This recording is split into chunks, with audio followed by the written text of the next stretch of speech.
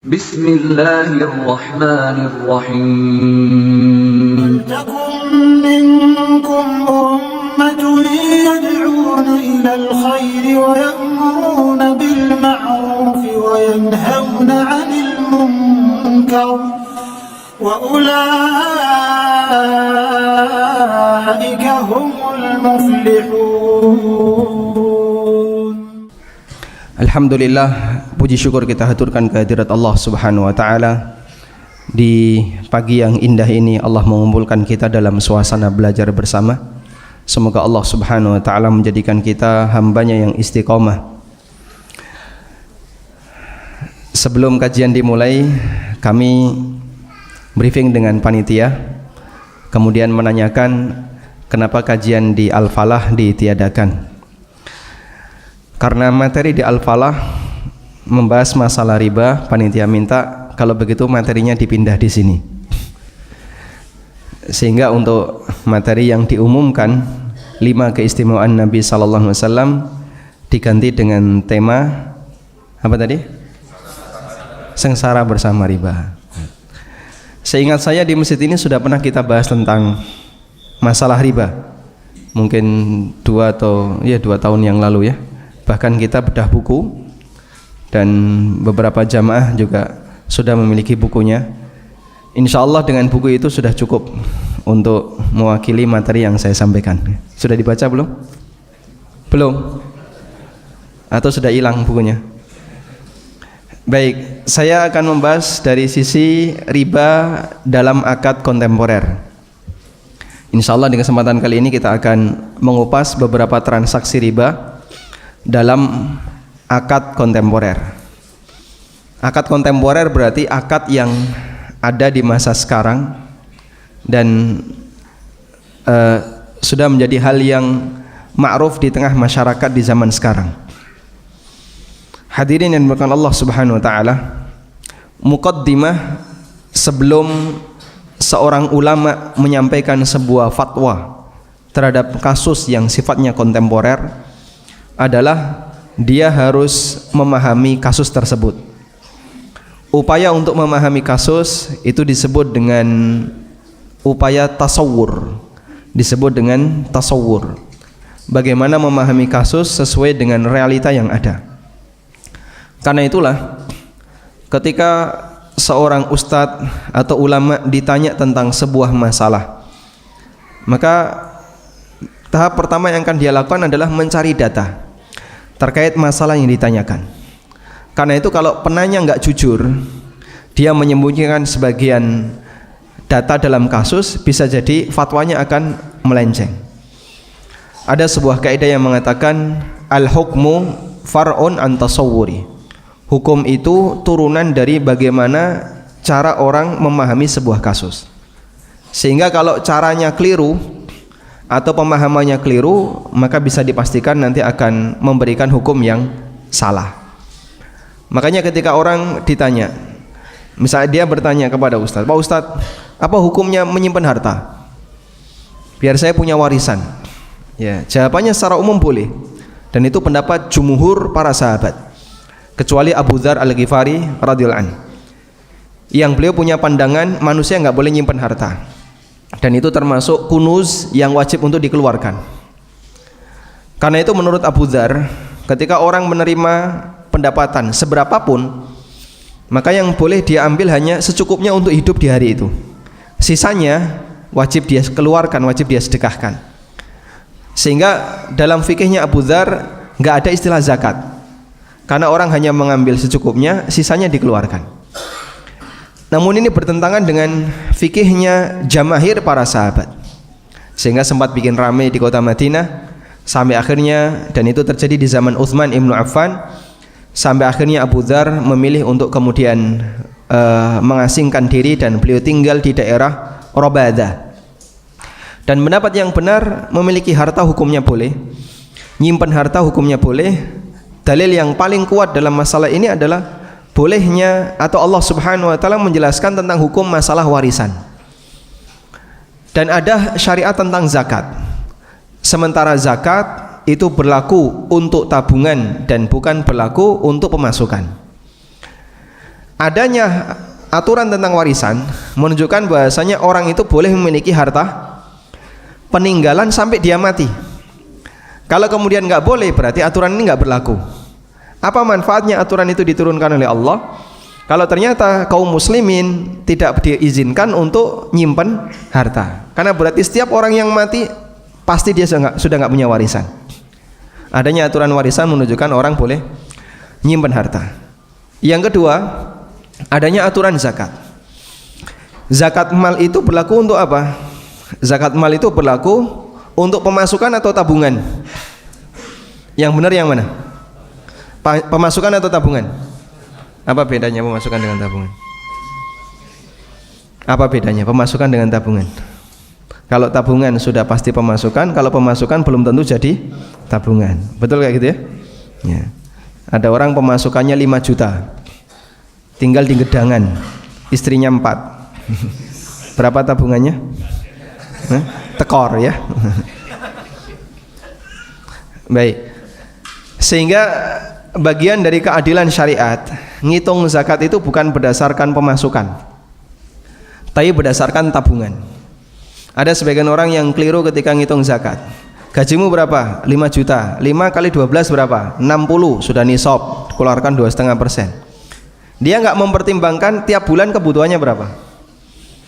Sehingga kalau terjadi seperti ini pasti keliru ketika mengeluarkan zakat. Makanya tidak ada istilah zakat bulanan sebagaimana pemasukan yang itu diterima bulanan. Zakat itu amal yang sifatnya tahunan, bukan bulanan. Dan masing-masing amal dikasih oleh Allah Ta'ala waktu yang berbeda-beda. Ada amal yang sifatnya tahunan, ada amal yang seumur hidup sekali, ada yang tahunan, ada yang bulanan, ada yang pekanan, ada yang harian. Contoh yang seumur hidup sekali apa Pak? Haji kan boleh tiap tahun kalau mampu. Akikah ya. Akikah ini seumur hidup sekali. Contoh yang lain? Sunat. Berapa kali setahun? Seumur hidup sekali. Amal-amal seperti ini waktunya hanya satu, yaitu seumur hidup sekali. Kemudian ada amal yang sifatnya tahunan, seperti puasa Ramadan, Idul Adha, kurban, sholat Id, dan beberapa amal yang lainnya. Termasuk diantaranya adalah zakat. Makanya ketika orang melakukan zakat mal tapi dia bayarkan setiap bulan sekali, ini salah waktu. Ada sebagian orang yang mengeluarkan zakat setiap bulan sekali. Begitu terima gaji, potong 2,5%. Terus gaji itu numpuk di rekeningnya dalam jumlah yang sangat banyak. Dan dia punya perasaan bagian ini nggak perlu dizakati, karena menurut dia ketika menerima itu sudah dikeluarkan zakatnya. Ini adalah pemahaman yang keliru. Anda mengeluarkan zakat dengan cara yang salah, sementara yang numpuk di rekening yang jumlahnya banyak melebihi nisab nggak pernah dizakati. Loh kan saya sudah keluarkan begitu nerima. Cara zakatmu keliru. Yang nggak wajib dizakati dikeluarkan zakatnya, dan itu nggak sah sebagai zakat. Yang seharusnya dizakati malah dibiarkan saja, padahal itu adalah kewajiban Anda yang harus Anda keluarkan 2,5%. Ini efek samping zakat profesi. Orang berdosa dari sisi dia merasa apa yang sudah dikumpulkan, karena ketika nerima sudah dikeluarkan 2,5%, yang tertampung di rekening atau di tabungan dia itu dibiarkan saja. Dan saya pernah ketemu orang seperti ini. Dia ketika menyampaikan, pokoknya kita nggak boleh pelit. Maksud Bapak gimana? Begitu terima nggak usah hitung-hitungan, langsung keluarkan 2,5%. Terus tabungan Bapak, ya kan sudah saya keluarkan zakatnya. Ya itu pelitnya. Ngomongnya nggak boleh pelit, tapi dia malah sendiri orang yang paling pelit. Karena nggak keluar zakat, berarti dia pelit untuk mengeluarkan hartanya. Baik, kembali ke sini hadirin. Ketika ada orang yang bertanya, bolehkah orang itu mengumpulkan harta? Kalau sampai di titik itu, Ustadz akan menyampaikan, yuk silahkan, orang boleh punya harta. Buktinya adalah adanya hukum tentang masalah warisan. Alhamdulillah, berarti deposito di bank hukumnya boleh. Ini yang salah yang mana? Yang salah yang mana? Pertanyaannya tidak terbuka. sehingga dia simpulkan dengan pertanyaan itu, lalu mendapatkan sebuah jawaban. Jawaban itu dipakai untuk legitimasi perbuatan dia yang bermasalah, dan itu banyak di kalangan masyarakat. Bahkan bisa saja terjadi pada sebagian para dai dan ustadz. Saya sudah tanyakan kepada syekh, orang ini wajib ditahdzir. Pertimbangannya apa? Pokoknya sudah saya tanyakan, teks pertanyaannya kita tidak pernah ditunjukkan, lalu jawaban saya pertimbangannya apa kita juga nggak tahu. Tiba-tiba kemudian keluar keputusan seperti ini, dan itu terjadi karena orang menyembunyikan sebagian data. Makanya bahaya kalau orang bertanya tapi dia nggak jujur. Biasanya ibu-ibu kalau sudah curhat tentang suaminya, kita kan nggak tahu ya apakah dia jujur atau tidak. Dan saya pernah mendapatkan kasus seperti itu. Ada wanita Jakarta, dia kirim pertanyaan lewat kolom pertanyaan di konsultasisyariah.com. Kemudian saya jawab berdasarkan pertanyaan, Masya Allah, semua yang disampaikan di situ berkesimpulan dia boleh gugat cerai. Akhirnya kita sampaikan, silahkan Anda gugat cerai. Begitu selesai kayak gitu, ada Ustadz Jakarta telepon saya, jawaban kamu apa? Lah gimana? Saya nggak ngerti. Ini wanita ini bohong.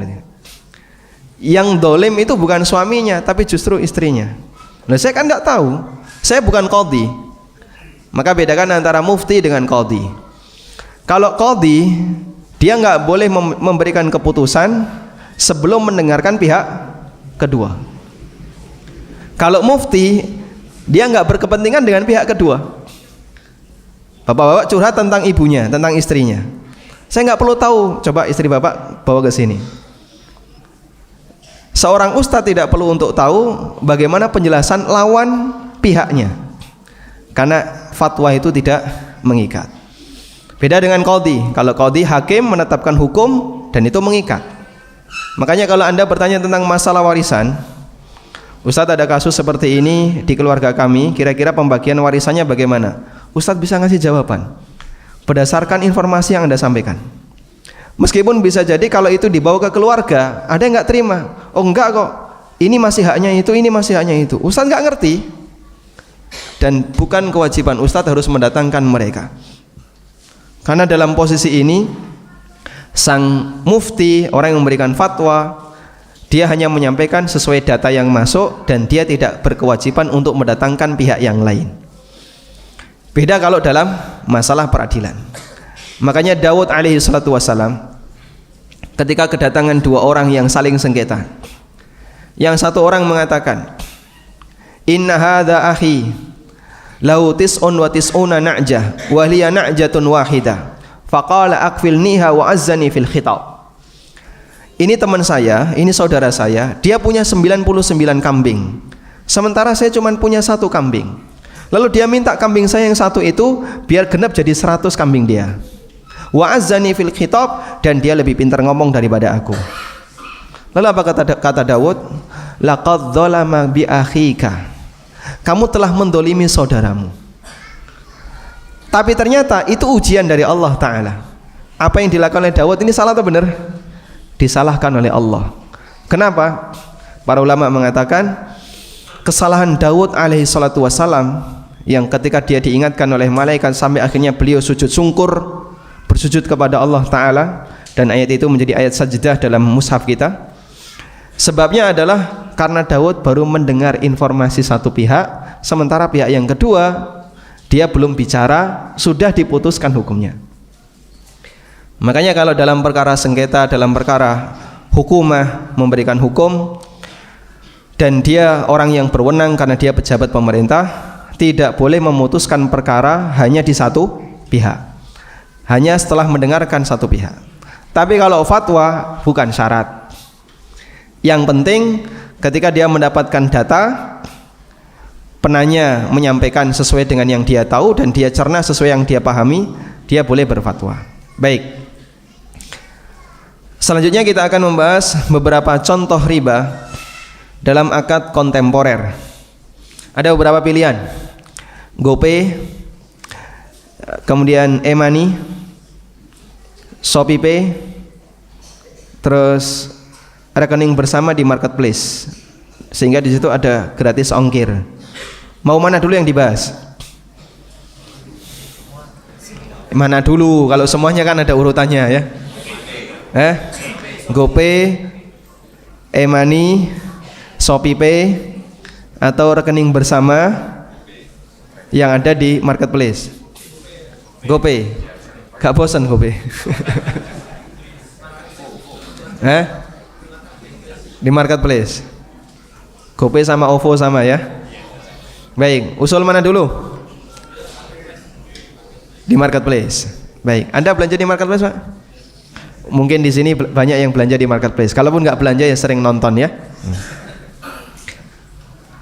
Sekarang transaksi berpindah kepada transaksi online, dan kedepannya akan lebih banyak orang yang bertransaksi online dibandingkan offline. Sehingga banyak sekali pasar-pasar yang sudah mulai, mal-mal yang sudah mulai tutup. Sebabnya ruko-ruko yang ada di situ sudah mulai nggak laku, kalah dengan transaksi online. Sekitar tahun 2016, 2015, bahkan sebelum itu, Ufit sudah memiliki marketplace, namun terlalu prematur. Belum saatnya, karena ketika itu semarak orang menggunakan media HP dan gadget yang lainnya itu tidak sebagaimana sekarang. Ufit punya yang namanya bursa muslim. Begitu dia muncul, saingannya itu Plaza.com punyanya Telkom, Rakuten, kemudian ada satu lagi apa begitu, dan yang lain belum ada. Belum ada Tokopedia, belum ada OLX, belum ada Bukalapak, yang lain belum ada ketika itu. Karena penggunanya belum banyak, akhirnya banyak sekali dana yang dikeluarkan, sementara tidak mengimbangi keramaian penduduk yang ada di sana. Akhirnya kolaps dan sekarang nggak bisa bangkit. Terlalu banyak modal yang dikeluarkan, tapi dia tidak bisa dipertahankan. Kemudian setelah manusia semakin semarak menggunakan gadget mereka dalam bertransaksi, barulah muncul marketplace yang ada di masa sekarang. Selanjutnya, bolehkah transaksi marketplace seperti ini? Yang di situ menerapkan sistem escrow. Yang pertama kali bukan Bukalapak, karena Ufit atau bursa muslim ketika itu juga sudah menetapkan sistem escrow. Jadi dana yang ditransfer oleh konsumen tidak langsung distorkan ke penjual sampai ada notifikasi bahwa barang telah sampai di konsumen dengan selamat. Dan itu sudah dipraktikkan oleh bursa muslim punyanya Ufit sebelum ada marketplace yang lain. Makanya ketika saya ditanya apa hukumnya seperti ini, insya Allah tidak masalah. Nah sekarang yang jadi kendala adalah ketika konsumen itu belanja di marketplace, pihak marketplace memberikan layanan free ongkir atau cashback atau voucher belanja atau hadiah yang lainnya. Itu boleh diterima atau tidak? Boleh diterima atau tidak? Baik, kita punya kaidah, kullu qardin jarra naf'an fahuwa riba. Semua transaksi yang menghasilkan manfaat, maka transaksi itu hukumnya, maka manfaat dari transaksi itu adalah riba. Semua transaksi utang piutang yang menghasilkan manfaat, maka manfaat dari transaksi utang hukumnya adalah riba. Baik, berdasarkan kaidah ini, berarti riba utang piutang hanya berlaku untuk akad utang. Karena itu kalau ada manfaat yang diberikan namun akadnya bukan utang piutang, berarti manfaat itu riba atau bukan? Saya ulang, kayaknya bingung nih ya. Baik, semua utang yang menghasilkan manfaat, maka manfaat itu riba. Ini perkataan sahabat Fudalah bin Ubaid. Berarti yang disebut riba utang adalah manfaat yang disebabkan transaksi utang. Karena itu jika manfaatnya bukan transaksi utang, maka manfaat itu riba atau bukan? Bukan. Karena manfaat ini bukan berasal dari transaksi utang. Sampai di sini dipahami insyaallah? Paham ya? Baik. Contoh kasus. Ada orang yang melakukan akad wadiah, titip sesuatu kepada orang lain. Bolehkah dia dapat kelebihan dari apa yang dititipkan?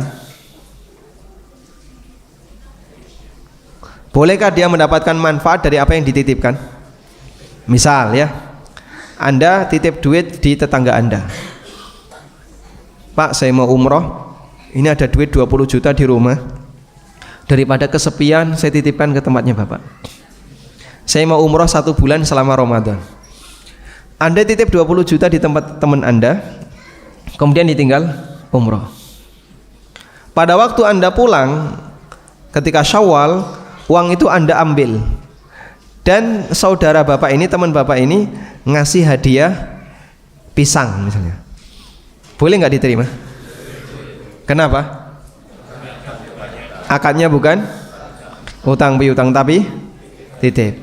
Sehingga karena akadnya titip, maka adanya kelebihan dan manfaat dari akad titip di situ hukumnya diperbolehkan. Mafhum insyaallah? Baik. Contoh yang lain. Anda titip mobil di garasi milik tetangga. Kemudian setelah Anda pulang, mobil itu Anda ambil. Tetangga Anda merasa berterima kasih. Matur suwun nggih Mas, rumah saya kelihatan makin cakep ketika mobil kamu parkir di sini. Ini sebagai rasa terima kasih dikasih gula sekilo. Boleh nggak diterima? Kenapa? Akadnya titip. Baik. Berarti kalau manfaat itu didapatkan bukan karena akad utang piutang, maka manfaat itu bukan termasuk riba. Mafhum insyaallah? Contoh yang lain. Saya pinjam motor dari tempatnya Bapak. Pak, saya pinjam motor, ada urusan sehari. Bapak mengizinkan, tapi lihat itu tangkinya kosong. Yaudah enggak apa-apa, nanti saya isi dulu. Baik, silakan pakai, syaratnya satu. Nanti kalau balik tangki wajib penuh.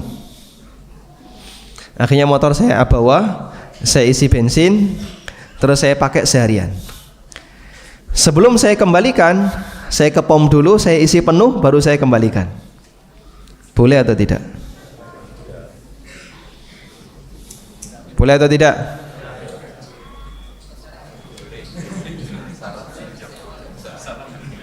Ini disyaratkan oleh pemilik motor.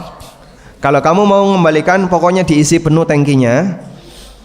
Pada waktu saya pinjam kosong, beliau ketika motor mau dikembalikan minta syarat agar tangkinya diisi penuh. Boleh atau tidak? Boleh atau tidak? Yang mengatakan boleh angkat tangan. Yang punya motor. Yang mengatakan nggak boleh. Masalah. Jumhur menjawab nggak boleh ya. Baik, coba kita lihat di sini ya. Yang saya lakukan itu utang atau pinjam? Bedanya apa? Apa beda utang dengan pinjam? Hah? Bisa mendekat Pak, memberi kesempatan yang di belakang biar bisa dapat tempat duduk yang nyaman. Fadhal. Tafassahu fil majalis. Silakan maju lagi.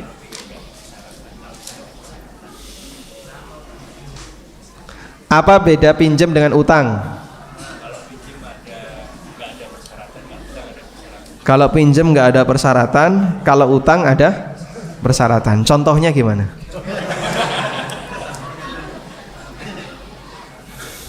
Kalau saya pinjam duit dengan utang duit bedanya apa? Hah? Sama. Kalau saya pinjam motor dengan utang motor bedanya apa? Sama atau beda? Hah? Kalau utang bisa menjadi hak, kalau pinjam tidak menjadi hak. Baik. Perbedaan antara utang dengan pinjam adalah perpindahan hak milik. Kalau utang itu pindah hak milik, kalau pinjam pindah hak guna pakai. Dipahami di sini? Apakah pinjam pindah hak milik? Tidak. Yang terjadi hanya pindah hak guna atau pindah hak pakai. Baik. Karena itulah para ulama mengatakan benda yang pemanfaatannya habis pakai tidak bisa diakatkan dengan pinjam, tapi hanya bisa diakatkan dengan utang. Benda yang pemanfaatannya habis pakai itu tidak bisa diakatkan dengan i'arah, pinjam meminjam, tapi hanya bisa diakatkan dengan qard, utang piutang. Contohnya apa Pak? Pinjem beras. Apa manfaat beras? Dijejer terus dikembalikan atau diapakan? Dikonsumsi. Ketika dikonsumsi dia habis pakai. Nah, benda yang seperti ini yang pemanfaatannya habis pakai, maka tidak bisa dipinjamkan. Sehingga hanya bisa dilakukan akad utang piutang. Meskipun bahasanya pinjam, namun hakikatnya utang. Mahfum insyaallah. Baik. Uang. Apa manfaat uang? Dibelanjakan. Uang itu dibelanjakan. Sehingga kalau orang pinjam uang, bisa nggak dibuat utuh, hanya digunakan terus dikembalikan? Mungkin dijejer, dipoto, dikembalikan. Tapi kan jarang orang melakukan seperti ini. Saya pinjam duitmu, mau dipakai apa? Mau tak foto. Itu jarang yang kayak gini. Adanya ketika orang pinjam duit, mau dia belanjakan, dia gunakan untuk transaksi. Berarti karena habis pakai, ini masuk kategori akad utang dan bukan pinjam. Mahfum insyaallah. Baik. Sementara untuk benda yang dia pemanfaatannya tidak habis pakai, seperti motor, kendaraan, rumah dan seterusnya, maka bisa dilakukan akad pinjam, juga bisa dilakukan akad utang. Tergantung apakah pindah hak milik atau tidak. Sudah? Nah, saya tadi bahasanya adalah, Pak, saya pinjam untuk saya pakai sehari, nanti saya kembalikan. Dan beliau minta syarat kalau pengembaliannya harus dipenuhi bensinnya sepenuh tangki. Ini akad utang atau pinjam? Akad utang atau pinjam? Apa buktinya? Tidak pindah hak milik. Sehingga ketika saya pinjam motor beliau, tak gadaikan boleh nggak? Nggak boleh. Saya jual boleh nggak? Kriminal itu, Pak. Karena menggelapkan harta orang lain. Paham di sini? Berarti akadnya apa ini? Pinjam. Boleh nggak beliau minta manfaat ketika barangnya saya pinjam? Barang saya pinjam lalu beliau minta manfaat, boleh atau tidak? Nggak boleh. Mas, saya pinjam mobil. Oh, boleh Mas, sehari 300. Artinya apa itu? Artinya apa? Berarti ini hakikat akadnya adalah saya sewa motor sehari dan saya bayar pakai bensin sepenuh tangki. Boleh atau tidak? Boleh? Boleh. Yang jawab nggak boleh tobat ya. Mahfum insyaallah. Kenapa boleh? Akadnya bukan utang piutang. Apakah tadi saya ngomong sewa? Apakah saya tadi ngomong sewa? Tidak. Lalu kenapa kok akadnya jadi sewa? Kenapa kok jadi sewa? Karena akad itu melihat hakikat dan bukan melihat kalimat.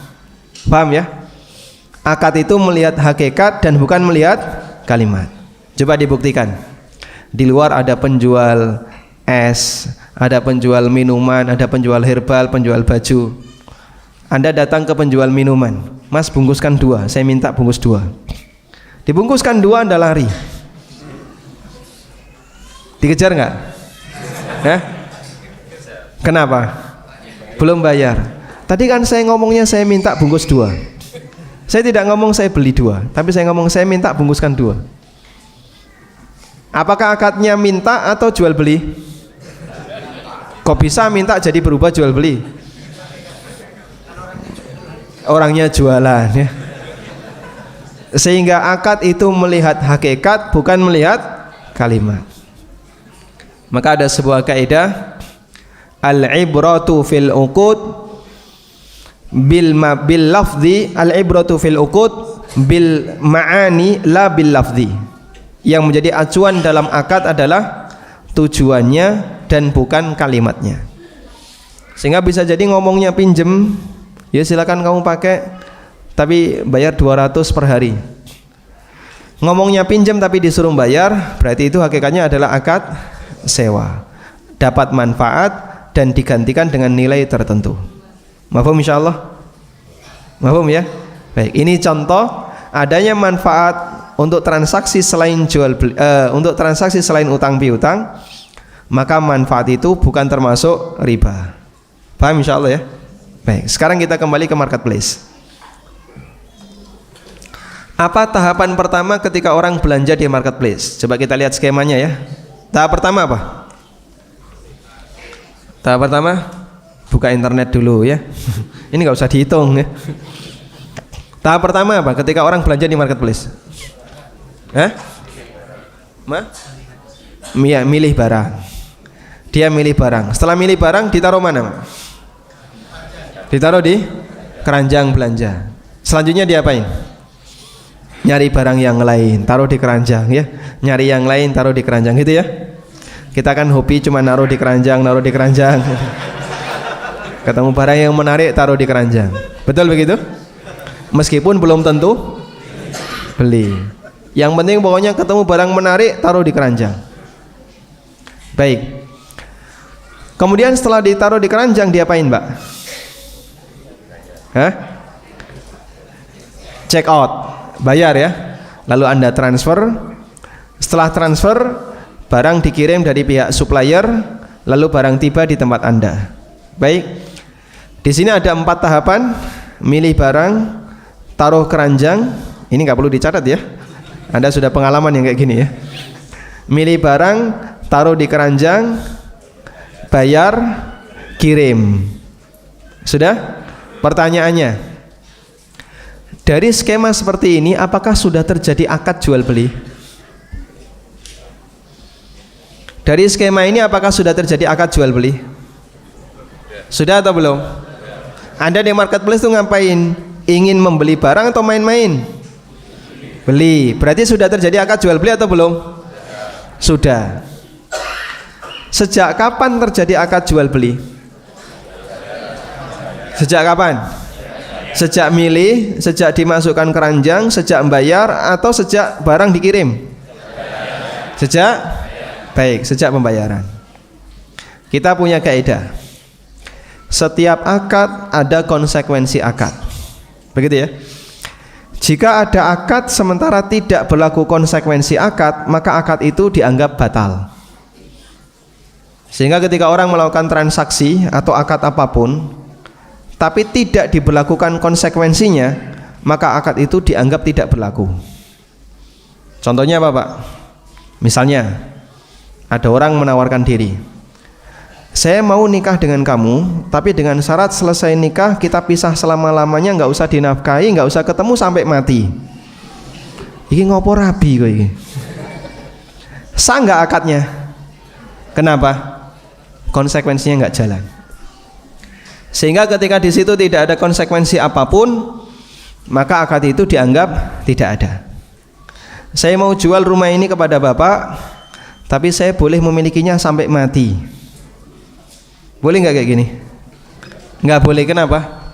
Tidak terjadi perpindahan hak milik dalam waktu yang nggak jelas. Lah kamu matinya kapan? Kan batasnya sampai mati ya. Sudah punya rencana mati kapan? Biar nanti tak titeni tanggalnya. Karena tidak bisa ditentukan, maka transaksi seperti ini hukumnya dilarang. Paham ya? Baik, sekarang apa konsekuensi akad jual beli? Apa konsekuensi akad jual beli?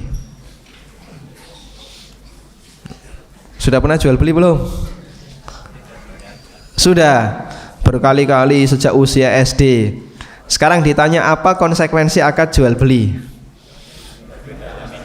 Perpindahan hak milik. Sehingga kalau Anda beli sebuah minuman lalu Anda membayar, maka minuman itu milik siapa? Milik pembeli, dan uang itu milik penjual. Boleh nggak diminta lagi? Boleh nggak diminta lagi? Ya nggak boleh, itu sudah pindah hak milik, kecuali kalau dikasihkan atas kerelaan pihak yang kedua.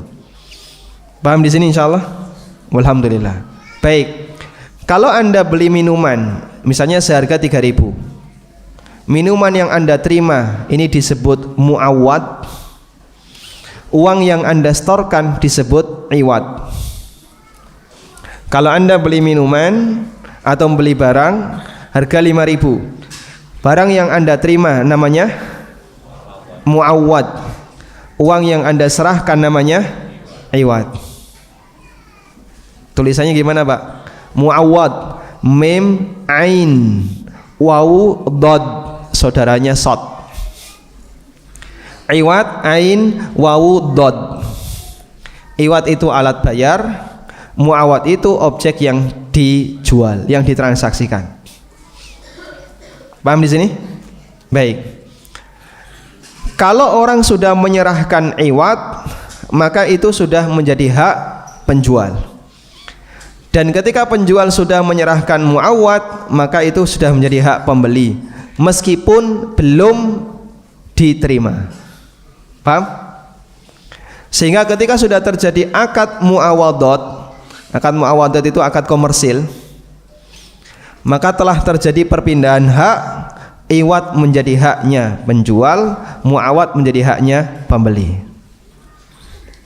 Jelas atau belas? Belas. Dipahami insyaallah? Kayaknya kok ini coba dipahami atau tidak? 1 paham, 2 tidak paham, 3 bingung. Yang mana? Saya ulang ya. Alat bayar tadi apa namanya? Benda yang diterima konsumen namanya? Akad terjadinya perpindahan iwad dan muawwad disebut akad muawadah. Akad disebut akad muawadot. Apa itu akad muawadot? Akad komersil yang menyebabkan terjadinya perpindahan hak iwad dan muawwad. Paham insyaallah ini ya? Baik. Berarti kalau akad muawadah sudah dilakukan, apa yang terjadi? Perpindahan hak milik iwad dan muawwad. Sehingga kalau sudah akad, lalu Anda sudah menyerahkan iwad, maka berarti sudah terjadi perpindahan hak milik, di mana iwad ini sudah menjadi hak milik siapa? Penjual. Dan Anda berhak dapat muawwad meskipun belum Anda terima. Jelas sampai di sini? Baik. Sekarang kita lihat marketplace tadi ya. Pada waktu Bapak Ibu check out, misalnya beli apa misalnya? Tupperware misalnya. Anda beli sebuah botol Tupperware. Nah, pakai merek jangan ya. Anda beli sebuah botol. Kemudian harganya misalnya 50.000, Anda transfer 50.000. Lalu di situ dapat diskon dari marketplace atau dapat fasilitas dari marketplace, free ongkir. Dari Jakarta ke Surabaya yang seharusnya 9.000, Anda nggak perlu bayar. 9.000 ini termasuk riba atau bukan? Pertanyaannya, apakah Bapak sudah akad? Sudah. Buktinya apa? Saya sudah transfer. Kalau Anda sudah transfer, berarti 50.000 yang Anda bayarkan ini statusnya apa? 50.000 yang dibayarkan ini statusnya apa? Iwad. Statusnya apa? Iwad. Iwad ini milik siapa? Milik penjual. Berarti apakah terjadi akad utang piutang? Tidak. Yang ada itu akad jual beli, bukan akad utang piutang. Sehingga iwad yang Anda transfer ke rekening bersama itu bukan utang yang Anda berikan ke pihak marketplace. Paham insyaallah? Kenapa? Tidak ada akad utang piutang di situ. Adanya akad jual beli. Karena itu uang ini tidak disebut sebagai uang utang. Tapi uang ini adalah alat bayar, iwad dari konsumen untuk membeli tumbler tadi, sebuah botol tadi. Sudah. Berarti kalau marketplace ngasih diskon ke kita, termasuk riba atau bukan? Riba atau bukan? Kenapa bukan? Karena tidak ada akad utang. Paham insyaallah? Karena tidak ada akad utang. Sehingga di posisi ini Anda tidak disebut melakukan transaksi riba. Free ongkir, cashback atau fasilitas yang lain yang dikasihkan marketplace ke konsumen karena dia belanja banyak, itu bukan termasuk transaksi riba. Jelas insyaallah?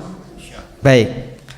Yang jadi pertanyaan, lalu kenapa uang itu mengendap? Dan uang ketika mengendap itu uangnya siapa? Sekarang ketika uang itu mengendap di rekening bersama, itu milik siapa? 1, milik marketplace. 2, milik penjual. 3, milik konsumen. Mana? 1, 2, 3. Milik penjual atau marketplace? Uang itu milik siapa? Baik, ada 3 kemungkinan ya. A, milik marketplace. B, milik penjual. C, milik konsumen. Yang mana? Coba Anda coret yang tidak perlu dulu. Yang C, pembeli. Kenapa?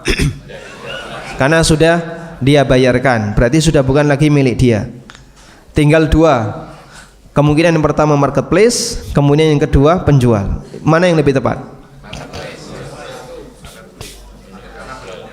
Baik. Apa alasan uang itu milik marketplace?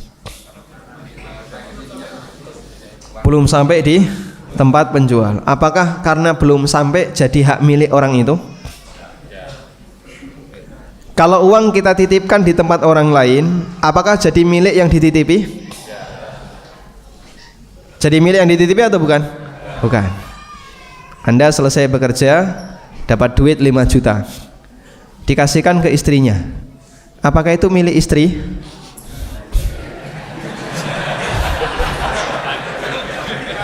Ketika suami ngasih uang ke istrinya sekian, apakah uang itu milik istri? Oh.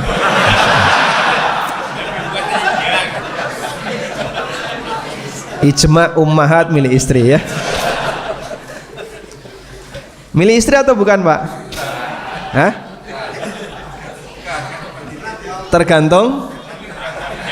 Tergantung niat suami. Ya. Itu bapak titip atau bapak ngasih? Ngasih atau titip? Ada yang titip, ada yang ngasih ya. Berarti status kepemilikan uang ini milik siapa? Atau tergantung apa? Niat ketika suami ngasih. Ada seorang wanita di masa silam, ini banyak diceritakan dalam kisah-kisah ibrah. Wanita ini sedang mengadon adonan roti. Lalu dia mendengar ada informasi suaminya telah meninggal dunia. Di tengah dia sedang masak adonan roti, dia mendapat informasi suaminya meninggal. Langsung dia cuci tangannya. Dia lepaskan adonan ini. Di sini ada hak ahli waris. Ini bukan hak saya, di sini ada hak ahli waris. Saking takutnya jangan sampai dia mengambil harta orang lain, sampai adonan yang sudah berada di tangan dia dilepaskan karena khawatir di sini ada hak ahli waris. Dilepaskan. Nah, misalnya suami ngasih 5 juta. Terus setelah itu tidur gak tangi-tangi. Sampai akhirnya dimandikan, dikafani, disolati. 5 juta ini adakah hak ahli waris ataukah murni hak istri? Ya? Tergantung niat suami. Makanya suami ini takoni, Pak, tangis dilut, Pak. Iki duit apa? Titip ataukah dikasih? Kalau itu dikasih, maka itu jadi milik istri. Kalau cuma titip, berarti itu bukan milik istri. Maka di sini, apa alasan sehingga marketplace itu memiliki uang tadi? Apakah marketplace ini wakil dari penjual? Marketplace itu wakil dari penjual atau bukan? Bukan. Yang dohir bukan. Makanya tidak ada akad wakalah di situ. Apakah marketplace ini hanya menyediakan tempat bagi penjual? Betul, ini yang kedua. Sehingga marketplace itu bukan wakil penjual, bukan juga penjual yang kedua, tapi dia hanya penyedia tempat untuk para penjual. Lalu dengan alasan apa dia memiliki uang itu? Kita nggak jumpa ya. Karena itulah yang lebih tepat, uang ini bukan uang marketplace. Terus uang siapa, Pak? Uang itu adalah uang penjual. Kenapa kok ditahan? Penahanan uang ini fungsinya adalah sebagai alat jaminan.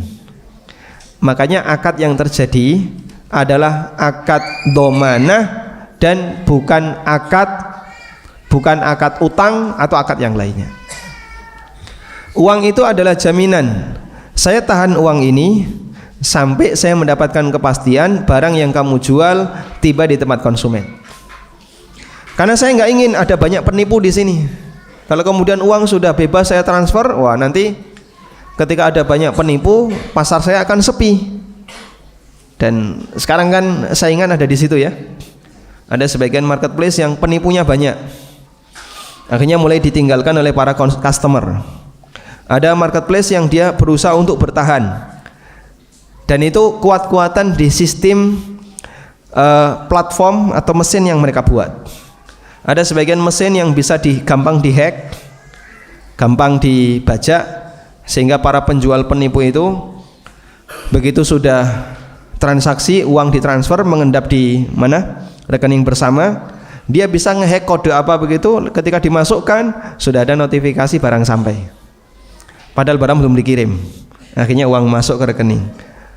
Dan karena penjual-penjual fiktif yang pembohong kayak gini, penipu kayak gini, akhirnya marketplace ini sering ditinggalkan oleh customer. Nah itu kuat-kuatan di softwarenya, di mesinnya. Semakin bagus nggak bisa dibajak, semakin bisa untuk dipercaya sama orang. Baik. Sehingga di sini yang terjadi adalah akad dhamanah, di mana uang itu dijadikan sebagai jaminan dan tidak akan diserahkan sampai marketplace mendapatkan kepastian kalau barang tiba di tempat konsumen. Dan akad ini hukumnya diperbolehkan selama tidak bayar, selama gratis. Karena akad dhamanah yang gratis boleh, tapi kalau berbayar hukumnya gharar. Contohnya Pak, akad dhamanah. Ada orang utang ke saya, tapi saya nggak percaya dia bisa melunasi. Akhirnya saya minta, siapa penjamin kamu? Lalu didatangkan Ustadz B. Ustadz B yang jamin saya. Baik, kita menghadap ke Ustadz B. Kemudian Ustadz B siap. Baik, saya siap untuk jadi penjamin dia untuk utang yang dia terima. Berapa lama mau dibayar? 1 tahun. Deal tanggal 31 Desember utang harus lunas. Saya kasih 10 juta. Sampai 31 Desember, jika orang ini ngilang, maka kewajiban Ustadz B mendatangkan. Setelah didatangkan, kalau dia nggak bisa bayar, maka Ustadz B yang harus nalangi 10 juta. Jika si B ini minta bayaran, saya mau jadi penjamin asal saya dikasih 500.000, maka di sini ada akad gharar. 500.000 yang dibayarkan itu ada 2 kemungkinan. Kalau si A bisa tepat waktu di tanggal 31 Desember lunas, dia untung 500.000. Tapi kalau ternyata si A ngilang di tanggal 31, dihubungi ganti nomor, ketika didatangi masjidnya dia sudah pindah masjid, maka posisi si B rugi karena harus nalangi 10 juta. Sehingga akad seperti ini namanya apa? Akad gharar dhamanah, yang di situ dibayar pakai nilai tertentu. Paham insyaallah? Baik. Di sebagian perbankan mempraktekkan kayak gini. Contohnya bank garansi. Ada orang mengerjakan sebuah proyek, dia vendor, dapat tender dari misalnya perusahaan A. Perusahaan ini mensyaratkan harus ada BG, maka dia kerjasama dengan bank. Bank minta biaya BG adalah 1% dari nilai proyek. Sehingga kalau nilai proyek 1M berarti berapa? 10 juta. Bank nanti minta 10 juta. Kita tahu nilai 10 juta itu bukan biaya administrasi. Karena untuk biaya administrasi 10 juta itu bisa gaji 100 karyawan. Padahal untuk transaksi ini tidak butuh 100 orang, paling butuh 1-2 orang. Kalau hanya sebatas biaya administrasi diperbolehkan. Untuk bisa mengeluarkan BG, kami butuh administrasi senilai 200.000, kita bayar. Asal sesuai kebutuhan real. Misalnya bank harus keluar untuk ngecek perusahaan, dia verifikasi di tempat bapak, tempat vendor, maka dia butuh biaya transportasi. Total digantikan 1 juta sebagai biaya administrasi sesuai kebutuhan yang dikeluarkan, silahkan. Tapi kalau pakai persentase 1% saya minta, nanti kalau dia bisa bayar tepat waktu, bank kan tidak perlu mengeluarkan biaya ya, tidak perlu mengeluarkan dana. Tapi kalau dia nggak bisa tepat waktu, bank yang akan nalangi. Betul kayak gitu? Nah, 1% ini masuk kategori transaksi gharar. Paham insyaallah? Baik. Sehingga BG yang berbayar hukumnya tidak diperbolehkan.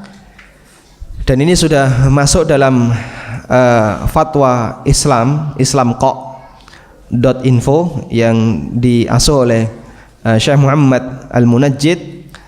Penjelasan tentang BG, beli kasih rincian. Kalau di situ ada biaya yang harus dibayarkan di luar kebutuhan real, di luar biaya administrasi, maka ini masuk dalam kategori gharar. Jelas? Walhamdulillah. Cukup insyaallah. Satu itu saja ya. Apa lagi sekarang? Sekarang apa lagi? GoPay, e-money? Sudah dibuka tanya jawab? Hah? Belum. Nanti ada kesempatannya Pak ya.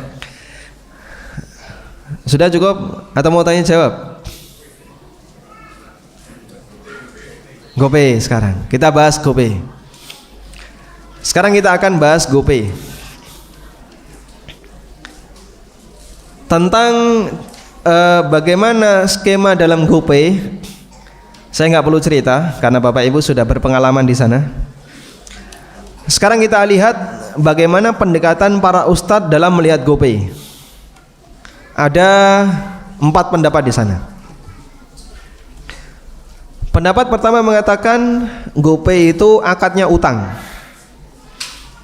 Sehingga pada saat orang itu top up di GoPay, maka hakikatnya dia sedang memberi utang ke GoPay. Pendapat yang kedua, GoPay itu akadnya wadiah. Sehingga saat orang itu top up di GoPay, hakikatnya dia itu titip duit. Pendapat ketiga mengatakan akad yang terjadi dalam GoPay itu adalah akad sharaf, tukar menukar uang dengan uang. Sehingga pada saat Anda top up, hakikatnya adalah Anda sedang menyerahkan uang kartal dan menerima uang digital. Pendapat yang keempat, akad yang terjadi dalam GoPay adalah ijarah mausuf fi dhimmah. Ijarah mausuf fi dhimmah. Ijarah mausuf fi dhimmah itu akad sewa yang pembayarnya di depan, tapi jasanya baru diberikan di kesempatan mendatang. Contohnya seperti ikut travel umroh. Anda misalnya mau berangkat umroh bulan Desember. Bayarnya kapan? Sudah dibuka sejak bulan ini. Maka Anda bayar di bulan ini 50%. Nanti ketika September 80%. 1 bulan sebelum berangkat 100%. Akad amba yang kita lakukan, akadnya namanya ijarah mausuf fi dhimmah. Anda melakukan akad membeli jasa, tapi jasa itu baru Anda terima di akhir tahun. Pada waktu akad, apakah jasa sudah diterima? Belum ya. Anda belum bisa naik pesawatnya, belum bisa menempati hotelnya, karena rencana perjalanan di bulan Desember.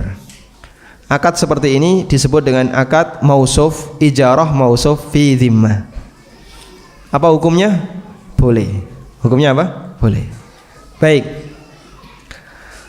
Namun syarat ijarah mausuf fi dhimmah, syarat dalam ijarah mausuf fi dhimmah, objek yang disewakan harus jelas. Jika objek yang disewakan belum jelas, maka ijarah di sini hukumnya dilarang. Contohnya Pak yang belum jelas. Ada sebuah agen travel membuka layanan travel umroh. Biaya 22 juta. Ketika Bapak daftar, pihak travel belum bisa menjelaskan. Nanti kira-kira berangkatnya tanggal berapa? Wallahu alam Pak, nggak jelas. Pesawatnya wallahu alam. Hotelnya wallahu alam. Kita nanti jadi umrah nggak? Wallahu alam. Semua yang nggak jelas seperti ini menyebabkan transaksinya jadi batal. Karena akad jasanya nggak jelas. Paham insyaallah? Baik. Karena itulah untuk pendekatan yang keempat, GoPay dipahami sebagai ijarah mausuuf fi dhimmah, pendapat yang paling lemah. Sehingga kita bisa akan nyatakan coret pendapat ini pendapat lemah. Alasannya, pada saat Anda top up GoPay, apakah sudah milih layanan apa yang mau dipakai? Belum. Anda top up 100.000. Di Gojek itu kan disediakan banyak layanan ya. Ada GoRide, GoCar, GoSend, GoFood, GoClean, dan GoGo yang lainnya. Waktu Anda top up, Anda sudah punya rencana belum? Sudah punya rencana mau memilih salah satu, tapi nggak jelas. Cuman nggak jelas. Berarti di situ belum terjadi akad ijarah mausuuf fi dhimmah. Karena akad ijarah mausuuf fi dhimmah itu syaratnya pada waktu dia bayar, dia sudah akad bukan sebatas rencana dan objek akad sewanya sudah jelas. Mafhum insyaallah ya? Baik. Karena itu pendapat ini gagal. Yang tersisa tinggal pendapat tiga atasnya. Antara sarf, wadiah, ataukah akad utang. Apa perbedaan antara sarf dengan wadiah? Perbedaannya adalah utang dan wadiah itu mirip. Sarf ini yang lebih beda. Utang dan wadiah itu akad satu arah. Utang dan wadiah itu akad satu arah. Sehingga akadnya hanya penyerahan saja, tidak ada terima. Maka dalam akad utang dan akad wadiah tidak ada istilah serah terima, adanya penyerahan, seserahan, tapi tidak ada penerimaan. Paham ya? Baik.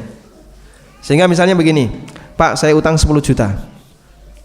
Bapak ngasih saya 10 juta. Saya ngasih apa? Nggak ada. Karena akadnya searah.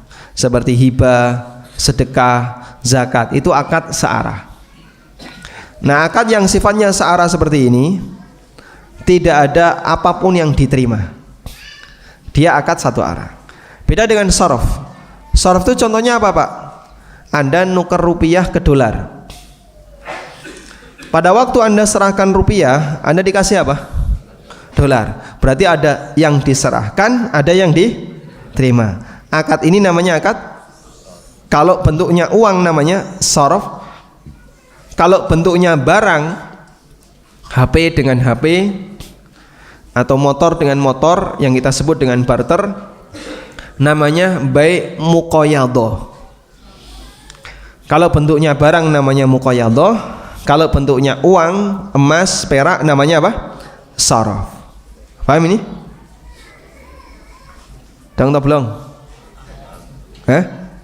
Paham insyaallah ya? Ini terlalu banyak materi yang diterima.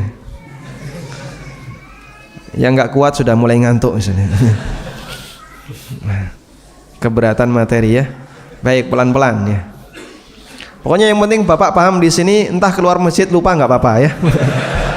Nggak ada ujian. Yang penting pokoknya di sini paham. Baik. Apa perbedaan antara sarf dengan wadiah? Kalau sarf itu dua arah, ada yang diserahkan, ada yang diterima. Kalau wadiah satu arah, hanya ada yang diserahkan, tidak ada yang diterima. Paham ya? Baik. Nah, sekarang kalau kita lihat pada waktu kita top up 100.000, kan muncul saldo di GoPay 100.000. Apakah saldo ini akadnya adalah sesuatu yang baru yang kita terima, ataukah itu hanya sebatas catatan atas apa yang kita serahkan? Kalau itu hanya sebatas catatan dari apa yang kita serahkan, berarti akadnya bukan sarf. Sehingga karena akadnya bukan sarf, maka tidak berlaku transaksi sarf di sana. Baik. Karena itu pendapat yang ketiga ini Anda bisa kasih catatan, pendapat ini lemah karena angka yang tertera di saldo GoPay itu sifatnya hanya catatan uang yang diserahkan dan bukan uang baru yang diterima. Paham insyaallah? Baik. Nah, tinggal yang tersisa adalah dua ini. Kalau nggak utang, wadiah. Pertanyaannya sekarang, apa beda utang dengan wadiah? Apa bedanya utang dengan wadiah? Titip sama utang itu bedanya apa, Pak? Bedanya apa? Terjadi perpindahan hak milik. Sehingga yang jadi catatan adalah apakah uang ini pindah hak milik atau tidak pindah hak milik. Kalau pindah hak milik namanya utang, kalau tidak pindah hak milik namanya wadiah. Paham di sini? Baik. Contohnya gimana sih, Pak? Bapak ketika nabung di bank, Anda datang ke bank, lalu Anda buat rekening di bank konven, kemudian memasukkan uang 100 juta. Apakah uang 100 juta ini menjadi hak milik bank? Coba lihat. Apakah bank ketika mau menggunakan uang ini harus izin kepada kita, nasabah? Tidak. Regulasi mengatakan dana nasabah yang dimasukkan ke bank itu menjadi properti bank. Karena dia jadi properti bank, begitu uang masuk oleh bank dipakai untuk beli mobil baru, itu terserah bank. Dia tidak dianggap melanggar. Beda kalau ada orang misalnya, dia mengumpulkan dana dari masyarakat, di-blast di media sosial, di broadcast, diumumkan, silakan tampung dana Anda di tempat kami. Lalu dana itu Anda pakai untuk bangun rumah, langsung tangkap OJK. Karena di sini ada crowdfunding, penarikan dana dari masyarakat, tapi untuk kepentingan pribadi. Lalu kenapa kalau bank tidak? Bank mengumpulkan dana dari nasabah, kemudian dipakai untuk bangun kantor baru. Itu nggak pernah ada, Pak, kecekel OJK, bahkan dilindungi oleh OJK. Karena dalam aturan perbankan di negara kita, dana yang diterima oleh bank itu menjadi properti bank. Dan itulah yang mendasari kenapa akad dalam transaksi nabung itu adalah akad utang dan bukan wadiah. Meskipun bank syariah nyebutnya wadiah, tapi itu akad utang. Karena itu ketika Anda nabung di bank syariah atau bank manapun, otomatis begitu Anda serahkan uang, maka uang itu menjadi propertinya bank, dan itu akadnya berarti utang piutang. Mafhum insyaallah? Baik. Nah, sekarang di GoPay itu apakah itu menjadi miliknya GoPay atau bukan milik GoPay? Berbeda-beda antara satu regulasi dengan regulasi yang lain. Terjadilah perbedaan pendapat di kalangan para asatidzah. Sebagian ustadz mengatakan akadnya adalah wadiah, dan ini pendapatnya Al-Ustadz Abdul Hakim Abdad, pendapatnya Ustadz Zulkarnain. Makanya mereka mengatakan diskon di situ nggak masalah, bukan riba, karena akadnya akad wadiah. Paham di sini ya? Dan tadi sudah kita bahas di awal, jika akad wadiah lalu menghasilkan keuntungan, maka keuntungan itu bukan termasuk riba. Pendapat yang kedua, akad yang ada di situ adalah akad utang piutang. Karena itu ketika kita dapat diskon disebabkan karena penggunaan GoPay, maka hakikatnya kita mendapatkan manfaat karena akad utang, dan itu masuk riba.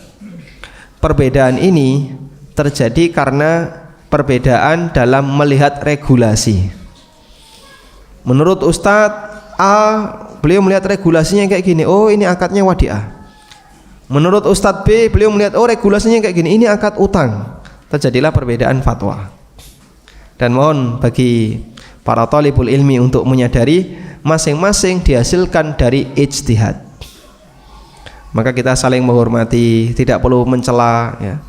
Kemudian menyudutkan salah satu. Membahas secara ilmiah silahkan, tapi tidak perlu saling menyudutkan. Karena di sini porsinya hanya porsi pembahasan ilmiah dan ini masuk dalam ranah ijtihad. Paham insyaallah? Walhamdulillah. Sehingga kalau diputuskan apakah di pagi hari ini diskon GoPay itu halal ataukah haram, itu riba atau bukan, saya tidak bisa memutuskan. Saya tidak memberikan fatwa apapun. Anda silahkan cari regulasi tentang GoPay dan OVO, lalu lihat di situ ada enggak pernyataan yang menunjukkan kalau itu pindah hak milik. Kalau ada berarti masuk akad utang, kalau enggak ada berarti masuk akad wadiah. Paham insyaallah? Baik, jadi tugas ya, PR ya. Baik, cari regulasi tentang GoPay dan OVO, kemudian ambil kesimpulan apakah di situ pindah hak milik atau tidak. Wallahu taala alam. Tayyib, demikian yang bisa kita sampaikan sebagai mukaddimah. Waktu kita selesai jam 8. Cukup? Ada setengah jam ya? Setengah jam sampai jam 8:30 insyaallah kita gunakan untuk mendengarkan masukan dari para jamaah. Wassallallahu ala nabiyyina Muhammadin wa ala alihi wa sahbihi wa sallam wa akhiru da'wana alhamdulillahi rabbil alamin. Fadal. Tayyib, masuk sesi tanya jawab. Silakan dipersiapkan pertanyaan-pertanyaannya. Bertanya online juga bisa. Oh, kertasnya banyak. Iya, didahulukan dulu yang kertas. Baik. Oh, mau diulang, pertanyaannya diulang, pakai mikrofon ya.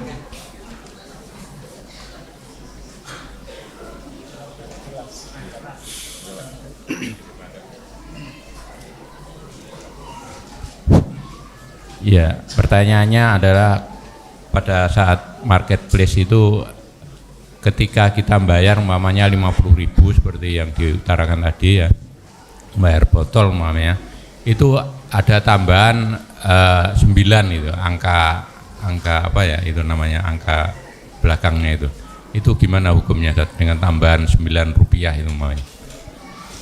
Kita akan bahas tentang apa hukum kode unik ketika transfer sebagai identitas, dan biasanya nilainya kan kecil, paling di bawah 200, atau misalnya tolong nanti kode uniknya adalah 50.000 belakangnya 123. Kode unik ini boleh atau tidak? Baik, saya punya tulisan tentang ini, kode unik transfer, dan saya tegaskan itu bukan riba, karena kode unik ini ditambahkan bukan karena akad utang piutang, tapi ditambahkan dari akad jual beli.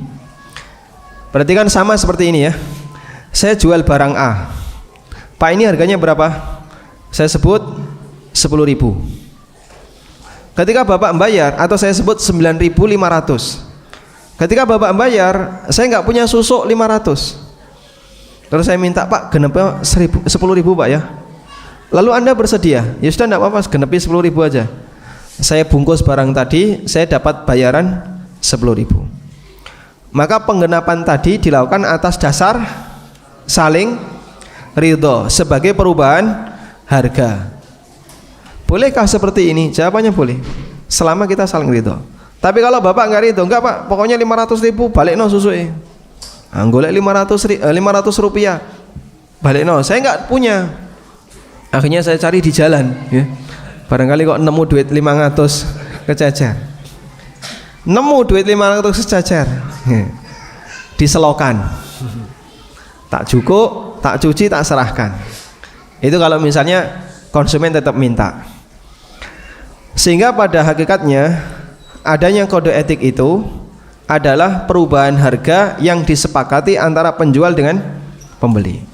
Lalu Anda setuju, ya udah enggak apa-apa, ada penambahan misalnya 12 rupiah atau 13 rupiah. Setuju, Anda transfer senilai angka itu, insya Allah tidak masalah. Wallahu a'lam.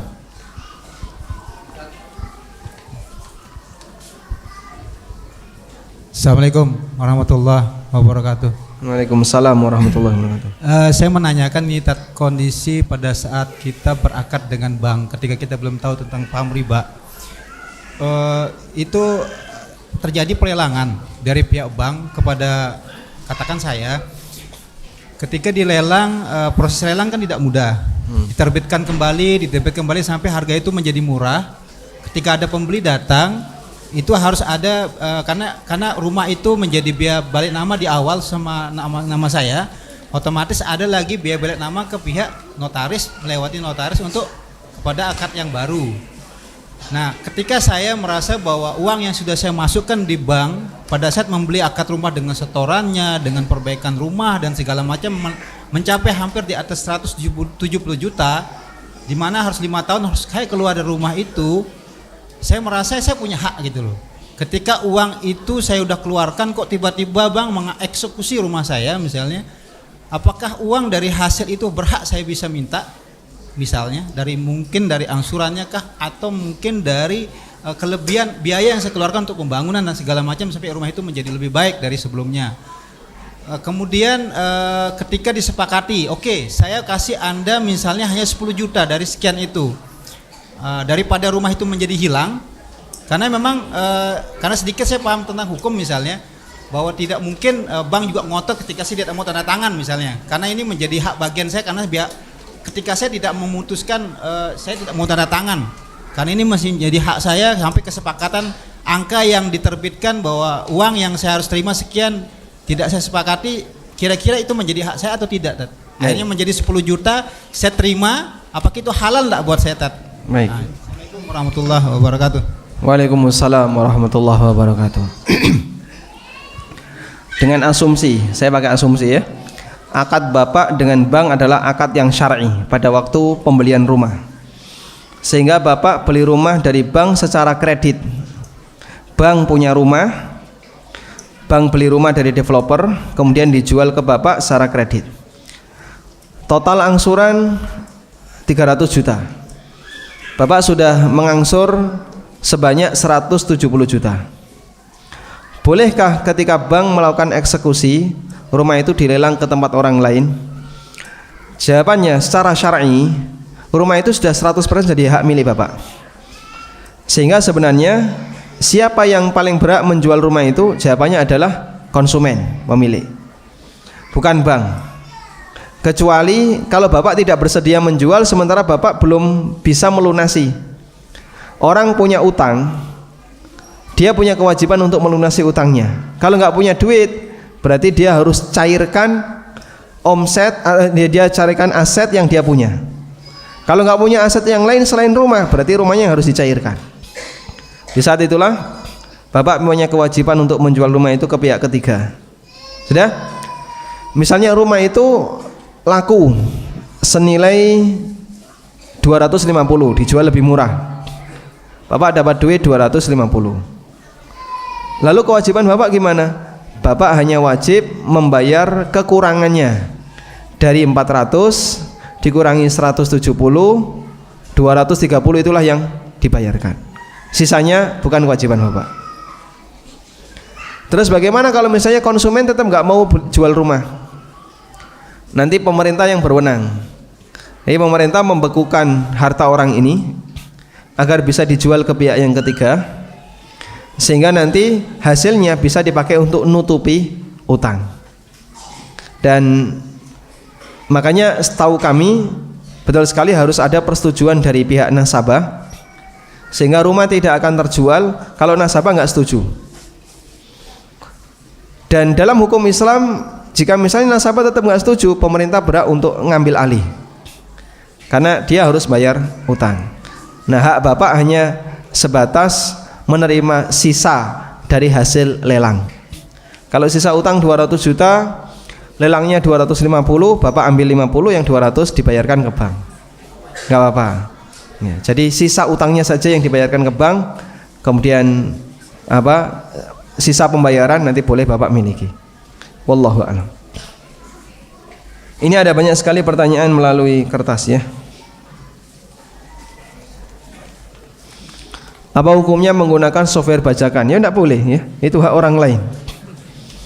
Sehingga kalau dipakai kerja, ya kalau dipakai kerja dengan menggunakan software bajakan lalu menghasilkan, berarti hasil ini sekian persen ada hak pemilik software. Sekian persen dari hasil ada hak pemilik software. Karena itu hasil ini baru boleh dimanfaatkan oleh programmer atau oleh pengguna software setelah dia minta izin ke pemilik software. Anda hubungi misalnya, softwarenya milik Microsoft. Anda telepon CS-nya Microsoft di Indonesia. Saya pakai software Bapak, saya pakai software Anda dan sudah menghasilkan 10 juta. Microsoft mau minta bagian berapa? Kalau misalnya CS-nya minta, ya sudah, silakan 50-50. Anda transfer yang 5 juta ke Microsoft, yang 5 juta ini boleh Anda miliki. Karena sebenarnya Anda sedang join dengan Microsoft. Sana penyedia software, Anda penyedia tenaga. Apa hukumnya marketplace ada rekber yang mana uang pembeli ngendon berhari-hari sehingga mendapat bunga? Apakah dari ketiga pihak semuanya terkena dosa riba?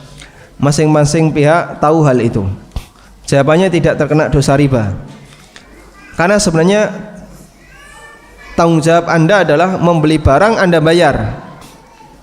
Terlepas nanti apakah uang itu mengendap dan menghasilkan riba atau tidak menghasilkan. Karena yang jelas itu bukan uang Anda lagi. Sama seperti ini ya. Anda nitipkan uang di tempatnya si A. Dan Anda tahu uang di tempatnya si A ini nanti akan dimasukkan ke bank untuk dapat bunga. Tapi Anda harus menitipkan uang di tempatnya si A. Maka Anda tidak bertanggung jawab terhadap kesalahan yang dilakukan oleh si A.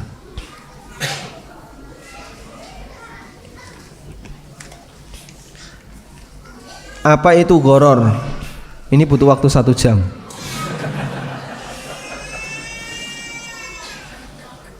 Semoga nanti di lain waktu kita bisa bahas tentang hukum masalah goror ya, dan detail penjelasan tentang goror. Boleh apa tidak saya beli barang atau kain bayar BG jangka tempo 3 bulan. Saya buat baju, saya jual cash atau angsur selama 3 bulan. Uangnya saya pakai. Gimana ini? Saya agak nggak paham saya. Beli barang, bayar pakai BG selama 3 bulan. Anda jual beli barangnya insya Allah tidak masalah. Cuman transaksi dengan pihak bank untuk menerbitkan BG ini akad goror. Aslinya nggak boleh. Makanya kita sarankan kalau bisa dibayar tunai, bayar tunai. Kalau tidak, Anda bisa kumpulkan modal dari kawan-kawan untuk beli secara tunai. Kemudian ketika Anda jual baju, Anda jual cash atau angsur selama 3 bulan, uangnya dipakai, insya Allah tidak masalah, karena uang itu adalah alat bayar yang sudah menjadi hak milik Anda sebagai penjual.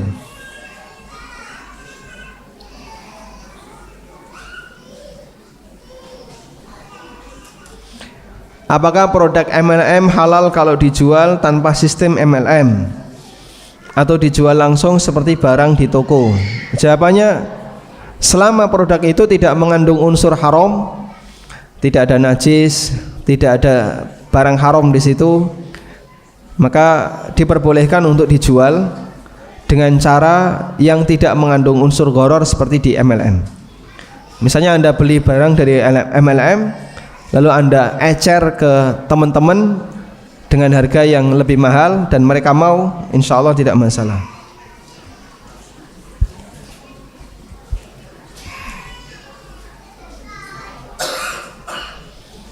Bolehkah pihak yang dititipi barang atau uang mengambil manfaat dari barang yang dititipkan untuk mendapat riba? Misalnya akad wadiah di bank. Masya Allah ya. Baik, mungkin putranya bisa dikondisikan ya.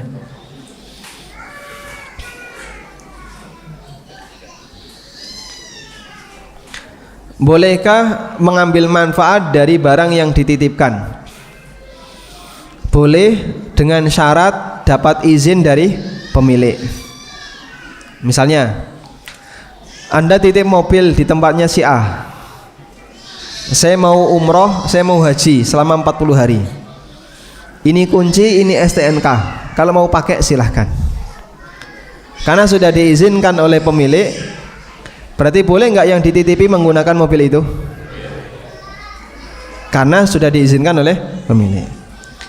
Sebagaimana pula ketika ada orang yang dititipi uang, kemudian kita izinkan, Bapak kalau pakai duitnya silahkan, karena saya belum butuh, maka akadnya jadi utang, meskipun tadi bilangnya wadiah, karena duit itu habis pakai. Hukumnya apa jika sebuah koperasi meminjamkan uang 5 juta, kita angsur 10 kali sejumlah 520, yang nilai 200.000 akan dikembalikan pada saat pembayaran SHU. Hukumnya riba kolektif, riba berjamaah. Sehingga kalau misalnya di situ ada 100 anggota, yang utang berapa orang? 50. Yang 50 kan nggak utang. Padahal SHU dibagikan ke semuanya, baik yang pernah utang maupun yang nggak pernah utang. Artinya mereka melakukan transaksi riba berjama'i. Ya. Kalau sholat jamaah hukumnya wajib bagi lelaki, riba jama'i haram bagi semuanya. Nggak boleh ya. Apakah nabung di bank syariah dengan akad wadiah boleh?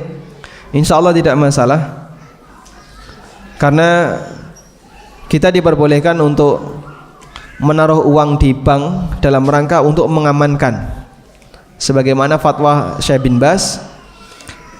Namun beliau tekankan selama ada yang syariah harus milih yang syariah. Dalam arti di situ tidak ada bunga. Wallahu a'lam. Assalamualaikum. Waalaikumsalam. Akad sewa mobil, di mana jangka waktu yang disepakati mobil tersebut menjadi milik penyewa, apakah boleh? Wah, enak berarti ya. Sewa mobil selama 20 tahun, kemudian nanti mobil itu menjadi milik penyewa, begitu? Namanya apa? Akad apa ini? Leasing ya. Akad ini namanya leasing. Dan nanti akan terjadi perpindahan hak milik di akhir masa sewa.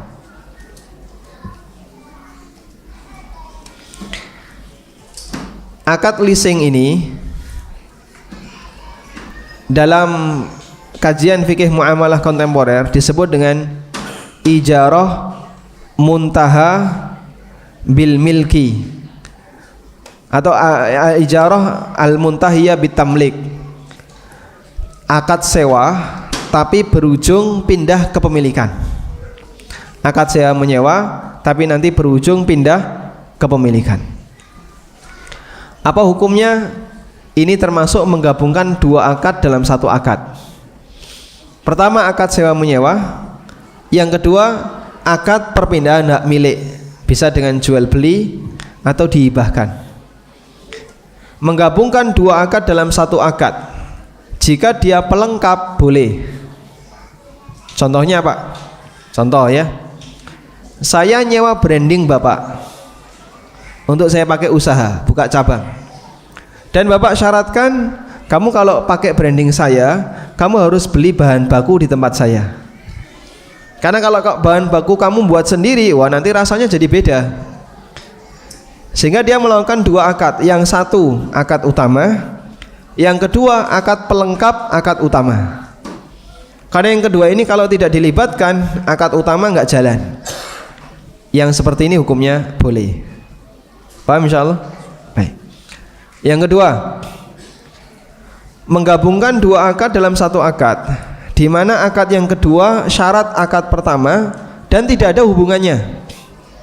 Misal, saya jual HP ini 1 juta, murah, harga normalnya 2 juta, tapi syaratnya harus beli helm 2 juta. Apa hubungannya HP dengan helm? Mungkin HP ini kudanan dihelmi. Kalau begitu saya beli kreseknya saja. 200 rupiah. Nggak boleh yang kayak gini. Sehingga saya terpaksa, ya wes saya beli helm nggak apa-apa, yang penting saya dapat HP.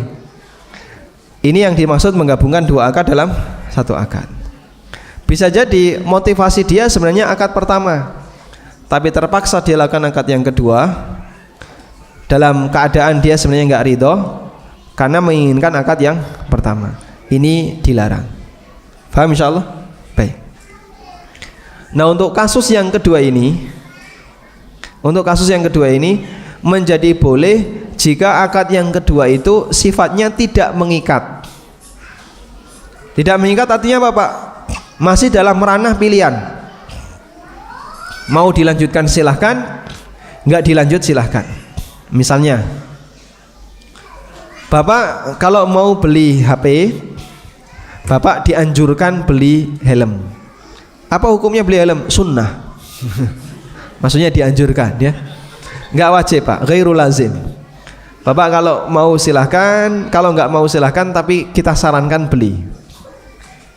Sehingga konsumen punya pilihan. Dia bisa beli HP tanpa helm, dia juga bisa beli HP plus beli helm. Ini boleh karena tidak mengikat. Nah, itulah solusi yang disarankan oleh Syekh Dr. Sulaiman Ar-Ruhaili dalam buku beliau tentang Qawaid wa Dawabit fil Muamalatil Maliyah.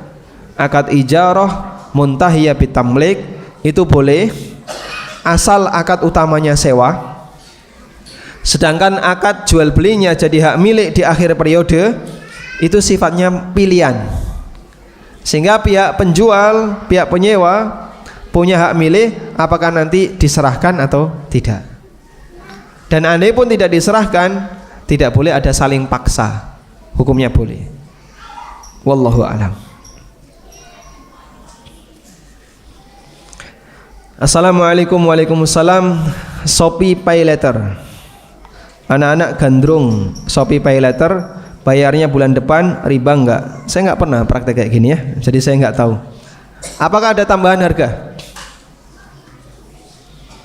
Misal harga panci 100.000. Tapi kalau pakai Shopee Pay Later, bayar belakangan, barang dikirim dulu, nanti bayar belakangan jadi 120.000. Yang 20.000 itu nanti diambil oleh marketplace. Ada kayak gitu nggak? Ada? Ada. Berarti harganya beda, ya. Pakai Shopee Pay Later nanti ada tambahan. Kalau ada tambahan itu sama dengan Anda diutangi pihak Shopee, lalu nanti bayar lebih. Hukumnya tidak boleh.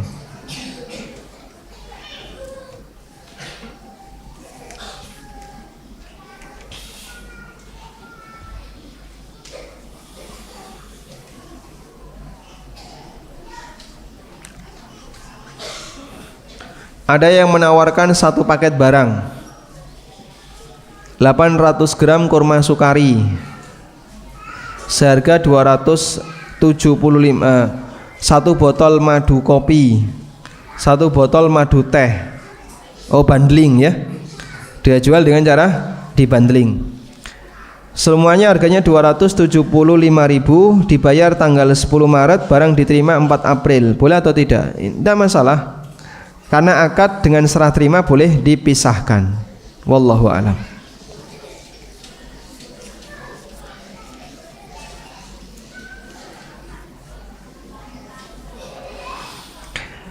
Assalamualaikum Ustadz, bagaimana cara menabung yang benar? Anda tabung di tempat istri. Setuju ibu-ibu? Oh, enggak setuju, ya sudah, berarti alihkan ke bank, ya. Baik. Silakan ditabung di tempat yang tidak menghasilkan tambahan. Dan kalau Anda punya proyeksi ke depan, saya berharap nanti duit saya tidak kurang nilainya disebabkan karena inflasi, maka Anda bisa investasi dalam bentuk emas. Kenaikan emas tidak lebih signifikan dibandingkan tanah. Anda bisa wujudkan dalam bentuk lahan. Ada ibu-ibu yang ditinggal mati suaminya dan warisannya cukup banyak, bingung dia. Karena selama ini semua aktivitas belanja rumah tangga itu suami yang ngurus. Bahkan sampai masalah listrik itu suami. Sehingga dia nggak ngerti sama sekali. Bingung, kemudian tanya, bisa minta solusi kira-kira apa untuk bisa mempertahankan harta ini biar nggak cepat habis karena untuk masa depan anaknya. Saya sarankan bagaimana kalau pakai akad mudoroba. Anda tanam modal ke beberapa orang yang mengembangkan usaha, nggak berani karena mudoroba ketika rugi harus nanggung resiko. Akhirnya kita kasih pilihan. Kalau nilainya kecil, Anda pakai emas. Kalau nilainya besar, silahkan beli tanah. Insya Allah uang itu akan lebih terjaga, sehingga ketika sudah saatnya anak bisa membawa harta hasil warisan ayahnya, maka bisa dicairkan. Wallahu alam. Ini banyak sekali pertanyaan tapi waktunya terbatas ya. Cukup? Cukup.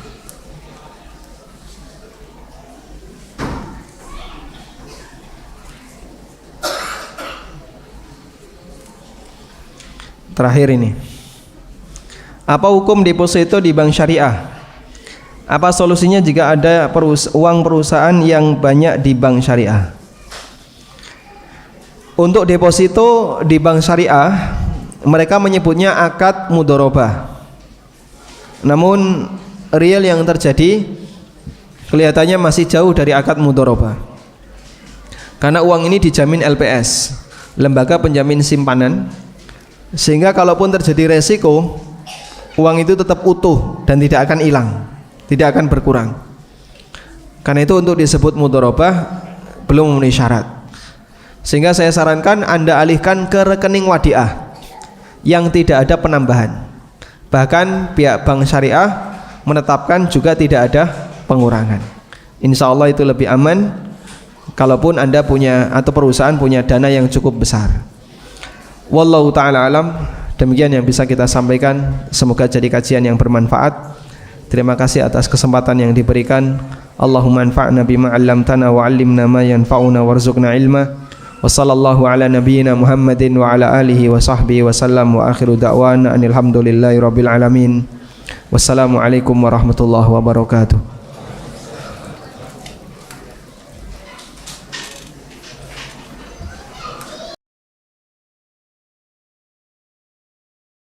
ولتكن منكم أمة يدعون إلى الخير ويأمرون بالمعروف وينهون عن المنكر وأولئك